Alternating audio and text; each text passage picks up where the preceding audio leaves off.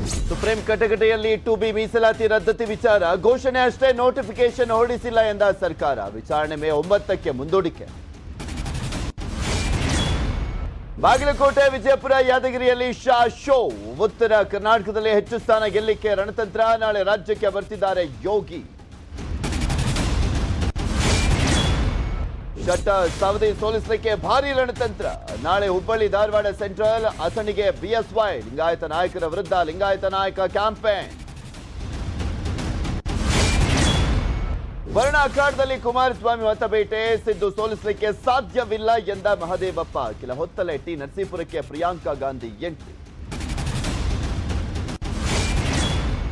ಖಗೋಳ ಕೌತುಕಕ್ಕೆ ಸಾಕ್ಷಿಯಾದ ಬೆಂಗಳೂರು. ಕೆಲ ಕ್ಷಣ ಕಾಣಿಸ್ಲೇ ಇಲ್ಲ ನೆರಳು. ನೆಹರು ತಾರಾಲಯದಲ್ಲಿ ಶೂನ್ಯ ನೆರಳು ಕಣ್ತುಂಬಿಕೊಂಡ ಹಲವರು.